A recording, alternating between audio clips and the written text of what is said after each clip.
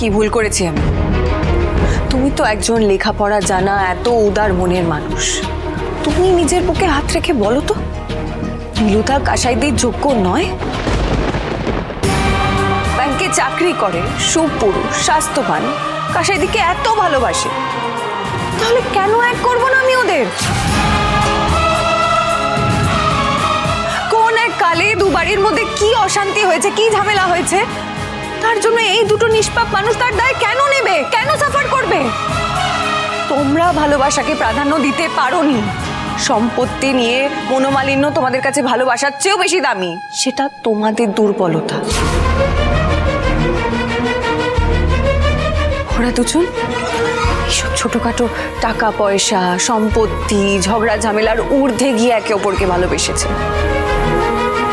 এটা তো ওদের বড় মনের পরিচয়। তোমার তো ওদের পাশে দাঁড়ানো উচিত। আর তা না করে তুমি তোমার নিজের বোনকে ঘর বন্ধ করে আটকে রাখতে চাইছো, তোমার নিজের বোনের ভালোবাসাকে কেড়ে নিতে চাইছো। হ্যাঁ করছি, বেশ করছি। আমরা না হয় বিরাট উদারতা দেখালাম, দত্তরা দেখাবে? সরকার বাড়ির মেয়েকে কি ওরা মাথায় করে রাখবে? দেখিসনি অনুষ্ঠানে গিয়ে, দেখিসনি ওরা কি ধরনের মানুষ? আমার বাবাকে গোটা বর্ধমানের মানুষরা সম্মান করে, সেই বাবার গায়ে হাত দিয়েছে ওরা। এই পরিবারের লোকজনদের সঙ্গে আমার বোন গিয়ে ঘর করবে? সরকার বাড়িতে যে মেয়ে আজ পর্যন্ত জল গড়ি অব্দি খায়নি, সেই মেয়ে জঘন্য পরিবারের মধ্যে গিয়ে পড়বে, রোজ রোজ অপমানিত হবে, রোজ রোজ কথা শুনবে, আর আমি নিজে দাদা হিসাবে সেটা মেনে নেব? কখনো মানবো না।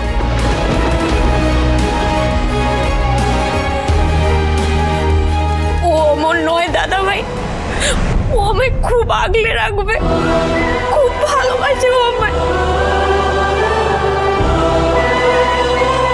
তুই মুখ বন্ধ রাখ কালমুখী, নইলে কিন্তু একটা বড় মাটিতে পড়বে না। আমার বোন তোর নাম কিনবার পাত্রী নয় ঝাপি, আর আমার গোটা পরিবার তোর এক্সপেরিমেন্টের জায়গা নয়। আমি শেষবারের মতো ওয়ার্ন করছি, আমাদের ব্যাপারে যদি ফার্দার ঢুকিস, আমার থেকে খারাপ কেউ হবে না। কেন মিথ্যে যে ধরে বসে আছো তোমরা?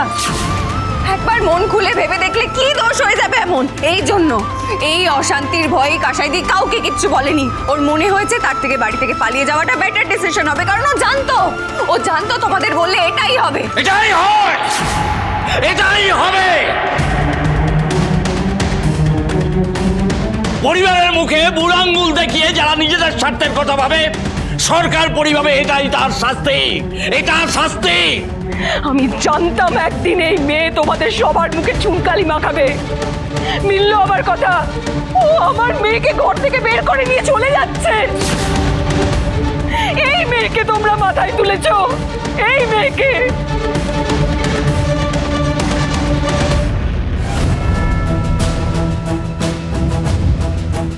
এইটা তোর থেকে আমি আশা করি নাই যাবে। দেখ, এই বাড়িতে কেউ মানুক না মানুক, আমি কিন্তু তোকে বৌমা হিসেবে মেনে নিয়েছিলাম। বিশ্বাস কর, সেদিন মেম বউয়ের বদলে তুই যখন দীপের বউ হলি, এই খবরটা আমি পেলাম, আমি মানসিকভাবে ভীষণ শান্তি পেয়েছিলাম রে। এইটা ভেবে যে এই সরকার বাড়ির দায়িত্ব একটা যোগ্য মেয়ের হাতে পড়েছে, মা ছাড়া লক্ষ্যের কৃপায়, সে তুই আমার সাথে এটা করলি। আমার এত ভরসার দাম তুই এই দিলি।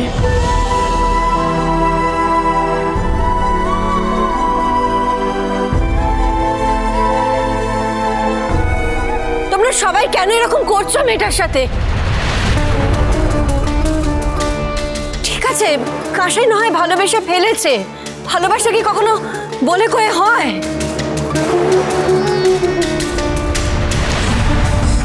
তুমি আর জ্ঞান দিও না তো ঠাকুরজি, নিজের বেলায় তো সর্বনাশ করেছিলে, এখন আশকারা দিয়ে আমার মেয়েটার আর সর্বনাশ করো না। ঝাপিকে তবুও ক্ষমা করার কথা ভাবতে পারি, কারণ ও এ বাড়ির মেয়ে নয়। কিন্তু কাসাই তো তোকে দেখে বড় হয়েছে, তারপরেও এই সাহস আসে কোথা থেকে?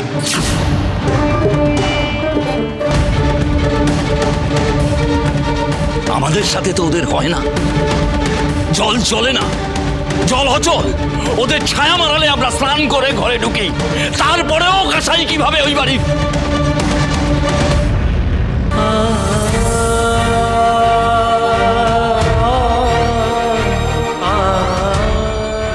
আমার ভালোবাসার কোনো দাম নাই।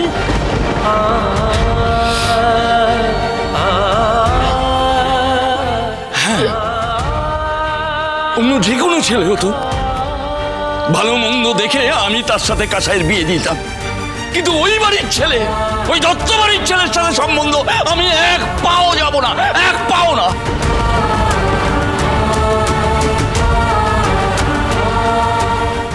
কাসাই,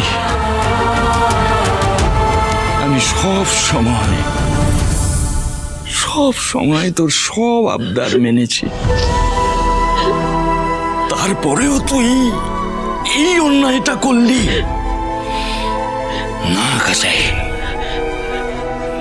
এই অন্যায়ের কোনো ক্ষমা নাই, কোনো ক্ষমা নাই।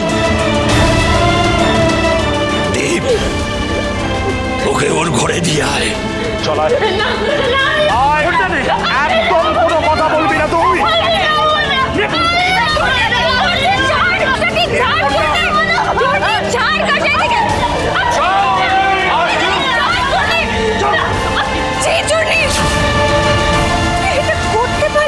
আমি যদি আগে জানতাম ও নীলুদার সাথে প্রেম করে, এটা অনেকদিন আগেই করতাম। তুই জানিস না যে দত্তদের সঙ্গে আমাদের চলে না? সব জেনেও তুই দিদিকে আশকারা দিয়েছিস। এটা কিন্তু তুই একদম ঠিক করলি না চাপি।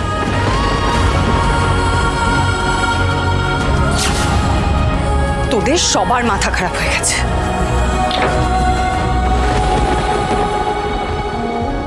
একটাও কথা বলবি না তুই। আমার কথা শোন দাদা ভাই, ও ওদের বাড়ির মতন নয়, ও আমাদের হিংসা করে না দাদা ভাই, আমার কথা শোনো, আমাকে ভালোবাসে। কাসাই, আজকের পর আর তোকে ভালোবাসার মতন অবস্থায় থাকবে না। দাদা ভাই এরকম করিস না, আমার কথা শোন দাদা ভাই, দাদা ভাই এরকম করিস না, দাদা ভাই আমার কথা শোন, দাদা ভাই এরকম করিস না, দাদা ভাই, দাদা ভাই আমার কথা শোন, দরজাটা খোল দাদা ভাই, দাদা ভাই দরজাটা খোল দাদা ভাই। মানে এমন কেন বললো? ভালোবাসার মতো অবস্থায় থাকবে না মানে? বাবা, চলো বেরোতে হবে। কোথায়? দত্ত বাড়ির ছেলে সরকার বাড়ির মেয়েকে রাতের অন্ধকারে ভাগিয়ে নিয়ে যাচ্ছিল। সরকার বাড়ির সম্মানে হাত দিয়েছে ওরা, ছেড়ে তো দেবো না। ছাড়বো না একদম, কচু কাটা করবো। তা ভাই চল চল। যাবি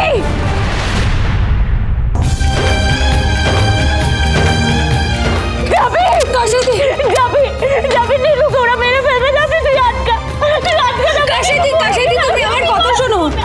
আমি তোমায় কথা দিচ্ছি, আমি নীলুদার কিচ্ছু হতে দেব না।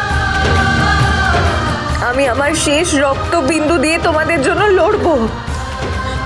তোমাদের দুজনের ভালোবাসা আমি মিথ্যে হয়ে যেতে দেব না গো। এই বাড়িতে ভালোবাসার উপর যে অভিশাপ আছে, আমি সেই অভিশাপ কাটিয়ে দেব। পিসিমণি তার ভালোবাসা পায়নি, আমিও পাইনি,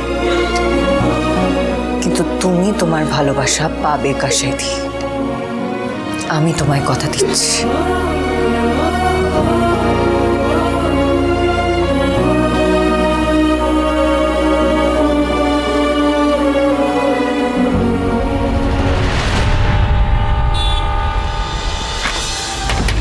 নীলুদা, নীলুদা ওঠো, নীলুদা। আরে কে? আরে আসছি। চঞ্চল তার গলা না শুনে তো মনে হলো ঘুমোচ্ছিল নিশ্চিন্তে। তার মানে হচ্ছে ওরা কেউ এখানে আসেনি, কোনো হল্লা মারদাঙ্গা হয়নি। তাহলে গেল কোথায় ওরা? নীলুদা, আরে আসছি। নীলুদা ওঠো। তোর তীরে কে আবার এসে দরজা ধাক্কাচ্ছে দেখ। নীলুদা, আরে দূর তেরি, আসছি বলছি তো। এরকম এই দেখো আবার নীলুদা, নীলুদা। ও বাবা তুই কি হয়েছে কি এত রাত্রিরে এরকম দরজা ধাক্কাচ্ছিস কেন? নীলুদা কোথায় গো, একবার ডেকে দাও না। কোনো চমকা সে আচমকা হাওয়া মিষ্টি লক্ষ্মী চাপি